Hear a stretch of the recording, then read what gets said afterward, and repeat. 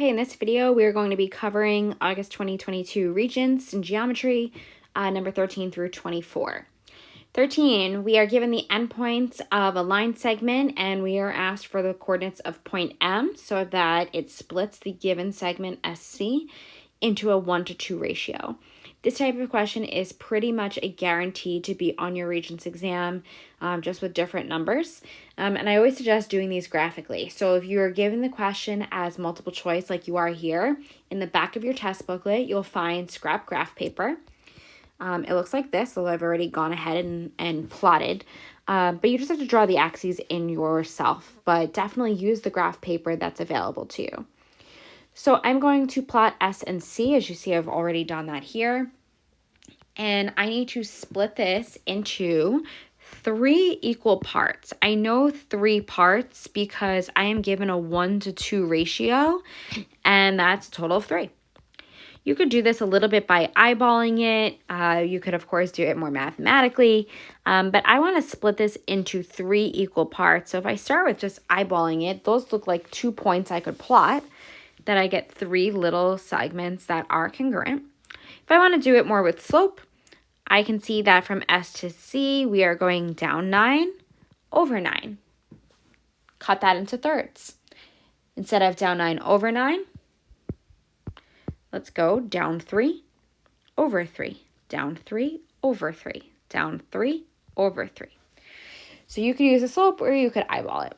But we're looking for which point splits it into a 1:2 ratio. That is this point right here, because I have 1 section on the left and 2 sections on the right, and therefore my answer is choice 1, -4, 0.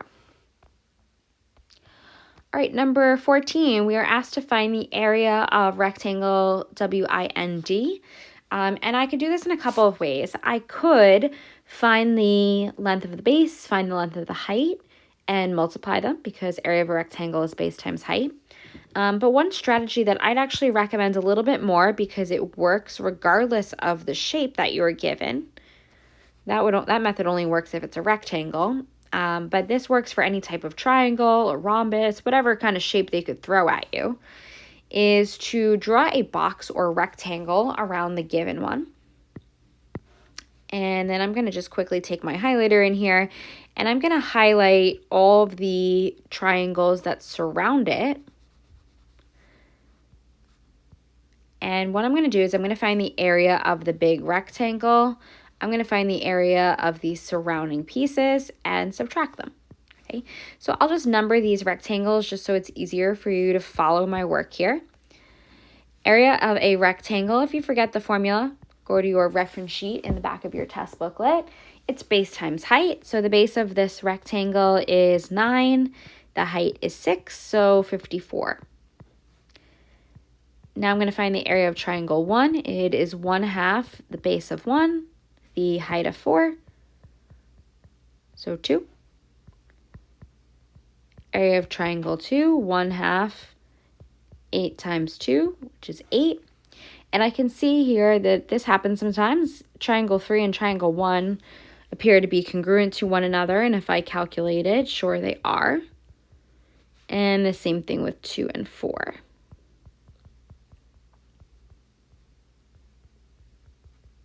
So I'm going to take over my calculator the area of the box, subtract out all of the surrounding areas, and it gives me a final answer of choice 4, 34.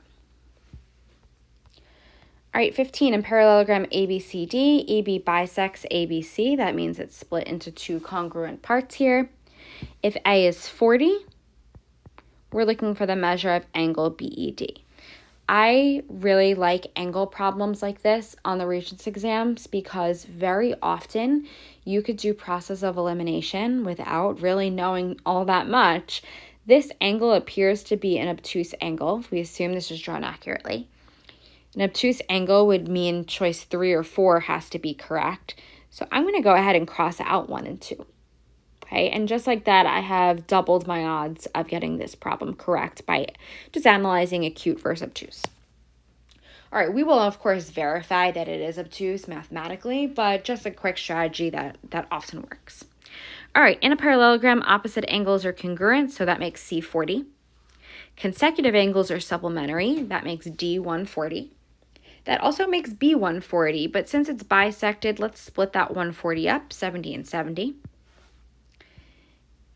A triangle has an interior angle sum of 180, so that makes this angle 70 here.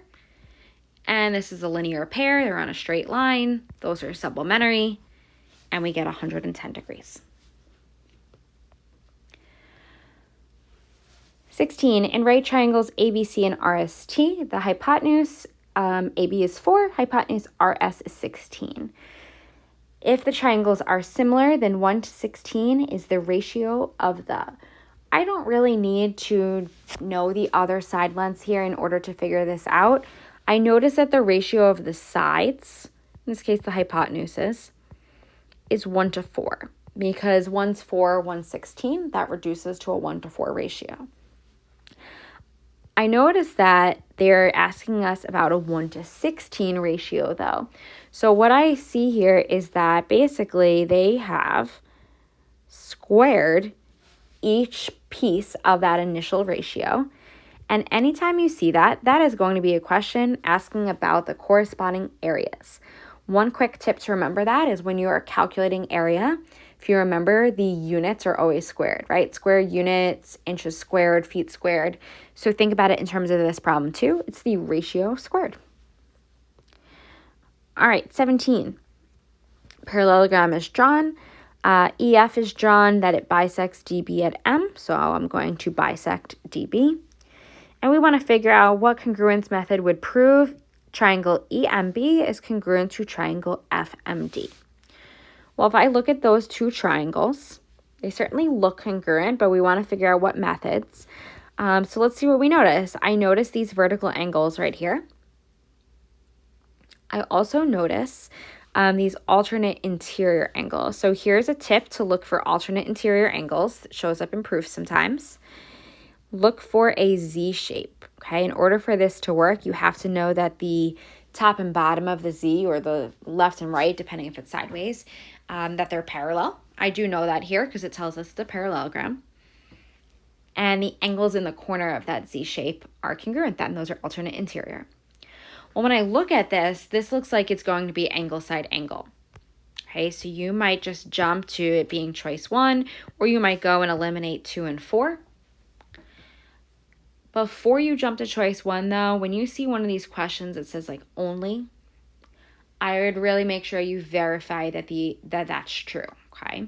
So if I look at either of these triangles, I actually do know that this angle and this angle have to be congruent. Okay, the reason that is because, a couple of reasons. I could do kind of like a backward Z shape. So I could go in here, right, backward Z, alternate interior angles again. Or I know that because when you have two triangles and you have two pairs of congruent angles, that third pair has to be congruent. If you think about that for a second, I'll just draw a separate picture here. If you know this is 50 and this is 50, and this is 60 and this is 60, well, these other angles must both be 70, right? Because we know that triangles have to add up to 180. So in this case here, this is going to be choice 3, angle side angle, and angle side, both would work. All right, 18, in the diagram below of circle O, chords intersect at E, and we have some other chords drawn. Circle questions, and you can even see like this, once we start to get to the end of the multiple choice, you definitely see some tougher questions in here. And this is an example of one because there's not any numbers in the problem, right? We are just kind of given this picture and we have to figure out what statement must always be true. But one thing I notice is there's a lot of inscribed angles just by glancing at this picture. So if you don't remember what an inscribed angle is, it's an angle where the vertex is on the circle and it's half the measure of the intercepted arc. So for instance, if this arc was 80, this angle would be 40. Okay. That being said, if I look at, I'm going to jump to choice 4, angle A and angle C. Angle A, the intercepted arc is BD. angle C. The intercepted arc is BD. So therefore, whatever BD is, A and C are both going to be half of it. Okay, so like if I use my example, let's say that's 80. This is 40, so is this. And therefore, A and C have to be congruent to one another. So 1, 2, and 3, they certainly could be true, but the one that has to be true is choice 4. And again, I knew to jump to that because I saw all of the inscribed angles in the picture. So I said, let me try and work with that first. All right, 19, another question, pretty much a, giveaway. It's got to be on your Regents exam. They love asking about the equation of the circle where you must complete the square. To set it up, you want your x terms, your y terms, and I like to put any term that does not have a variable onto the other side of the equal sign. So I'm going to move that over, which would make it positive. For the x's, I don't have another x term, so I don't need to complete the square. The y's, I will though. So I'm just going to leave a little space. And to figure out what goes there, I take whatever number is here, the coefficient of y. I'm going to have it, then square it. So if I take negative 12, divide it by 2, and then square it, I get 36. And that's what I'm going to add in here. Whatever you add to one side of an equation, you must add to the other in order to balance it. And now let's keep going. These 3 terms are factorable.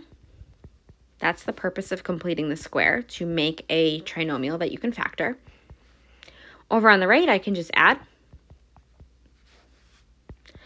On the left, let's get this into center radius form. Anytime you multiply something by itself, that's the same thing as squaring it.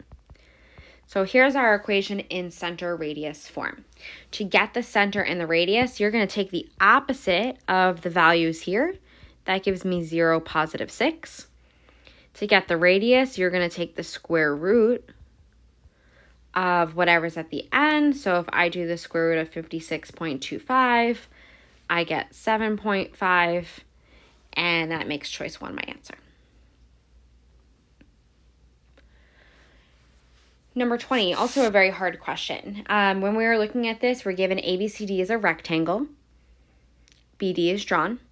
Line L is a vertical line of symmetry. Line M is a horizontal line of symmetry, and they intersect at E. What sequence of transformations will map ABD onto CDB? Sequence might imply multiple in your head, but it is possible for there to just be one answer. So don't just cross out 3 or 4 automatically. It is possible for it to be one transformation. Okay, so what this means is when I want to map one onto the other is I want A to land on top of C. I want B to become D, and I want D to become B. Okay, so choice 1 and 2 both start with the same initial thing, a reflection over line L. So let's try that. So if this is A, if I reflect over L, it's like A prime. I'll use the primes here just to keep track of things a little bit easier. A prime would be here. B prime would be here. C prime. D prime. If I now rotate that 180 degrees, if you're copying what I'm doing here and you just turn your paper or iPad upside down, you're going to see that D lands in the top left, for instance, and that means that A became D. That is not what our description down here asks us. We want A to become C. So I'm going to eliminate choice 1. Okay, think about, again, 180-degree rotation is turning your paper upside down. All right, here's why choice 2 is going to work. Now let's reflect over line M. Okay, so let's start with B prime up here. If I reflect it, it lands down here, so B double prime. C goes here. Then A prime is going to become A double prime down here and D double prime. So this might look like a lot. So what I'm going to actually do is I'm going to get rid of the single primes just for a second. And I can see what happened. So A over here became C. D became B. B became D. C became A. That fits what we needed to happen. A became C. That worked. Did B become D? Yep. Did D become B? Yes. So choice 2 works. Again, it's definitely a hard question. And just a tip on this one is don't try and come up with the answer on your own. Go through your answer choices. You know one of those 4 has to be correct. All right, 21. The diagram below models a countertop designed for a kitchen. It's made of solid oak and is 3 inches thick. Oak weighs approximately 44 pounds per cubic foot. That right there I know is a density because it's a mass over volume. And if you remember the formula for density, it's exactly that. Density is mass over volume. So we're looking for the weight of the countertop.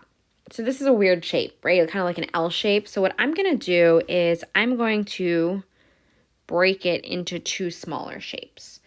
So I'm going to look at this shape here, and that would actually make this 7 feet. Okay, so that's like this piece that I'm coloring in here. And then I'll have the one that I'll leave empty. That's 12 by 3 by 3 inches. So notice the little trap in here, the units. Let's change this to 1/4 of a foot or 0.25 feet. And we do the same thing over here. All right, so if I find the volume of this piece, it is going to be 7 times 3 times 1/4. So 5.25.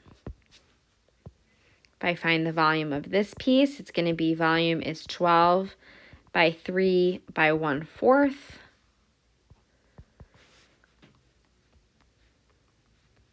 That's 9.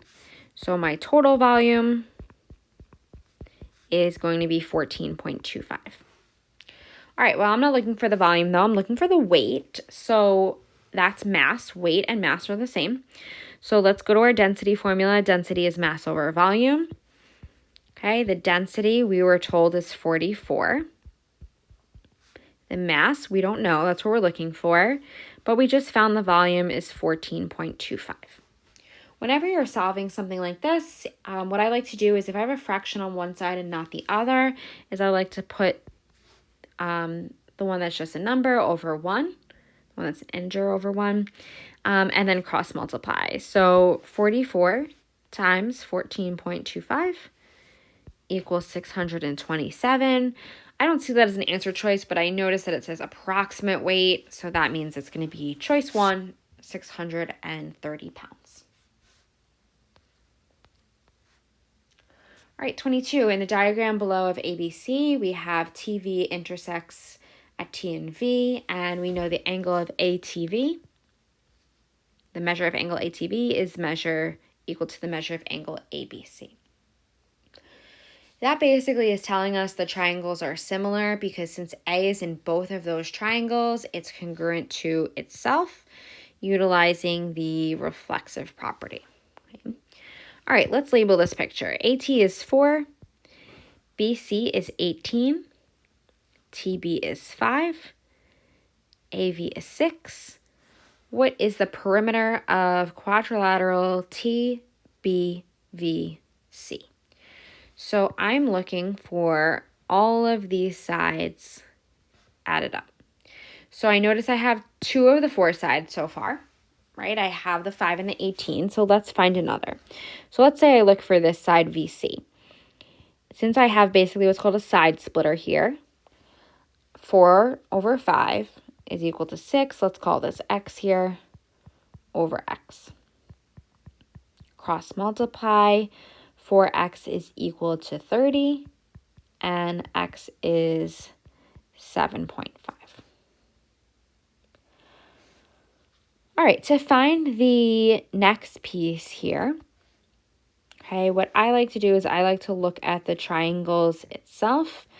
So this was 4, 6, and we'll call this y. That's what we're looking for. The big triangle has sides 9, not 5. The triangle is a side of 9, the 4 plus 5. This is 13.5 and 18. And now I could set up a proportion using any 2 corresponding sides. So let's say I do 4 to 9, y to 18. And I'm going to get that y is 8. So if I want to add up my 4 sides, I have 5, 8, 7.5, and 18. And my perimeter is choice 1, 38.5. All right, 23. A circle centered at the origin passes through A, negative 3, 4. Okay, so I know that this point here, I'll just label it, is negative 3, 4. What is the equation of the line tangent to the circle at A? All right, so here's a rule. If I actually just draw in here a radius, okay? If I were to find the slope of that radius, slope is rise over run, and I'll explain why I'm doing that in a second. So I'm going to find the slope of the radius, okay? And it looks like I'm going down 4, right 3. So the slope of the radius is negative 4/3. When you have a tangent line, okay, a tangent line just touches the circle, drawn, it is perpendicular to the radius, which means that their slopes are negative reciprocals. So I know that this tangent line must have a slope of positive 3/4. Okay, based on that, choice 1 and 3 cannot work. Now I have to see which one actually correctly plugged in the point. So I'm given the point negative 3, 4. And I have my slope 3/4. So plugging this into point slope form, it would be y minus 4 equals 3/4 x plus 3. And sure enough, that gives me choice 2. Okay, so again, the rule is that a radius and a tangent line are perpendicular to each other, and perpendicular lines have slopes that are negative reciprocals. All right, for our last question, in the diagram below, quadrilateral ABCD is inscribed in circle O, and we're given some angle measurements. Okay, we're looking for the measure of angle D. All right, the quick tip here, because using inscribed angles can be confusing and tricky when it's now a quadrilateral. So the quick tip is the angles that are across from each other. So in this case, A and C, or D and B, but I'm going to pick A and C since those are labeled. Those are supplementary to one another, which means they add up to 180. So knowing that, I can write an equation and solve. 2x plus x plus 15 equals 180. 3x plus 15 equals 180. Subtract the 15 over. 3x is equal to 165. And I get x is 55. Okay, so let's plug in some stuff using that information. So if x is 55, this is 110. This is 45. This is 70. Okay, using this information, I have 2 different ways I could find D. I could use the fact that these 2 must also be supplementary, or I could add up all the angles I have and subtract from 360, whatever you prefer.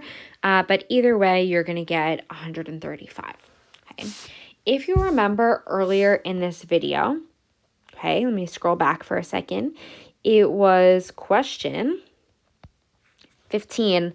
I said that I love angle questions on the Regents because often you can just cross off some answer choices. This is a question where we can do the same thing. If I revisit 24, we're looking for angle D. It definitely looks like an obtuse angle. So based off that, I could have eliminated 1 and 2. Of course, we verified mathematically why it's 4, but use that to your advantage to try and cross off, eliminate answer choices to increase your odds of getting the problem right. Okay. All right, I'll see you in the next video where we'll be going through the part 2 questions.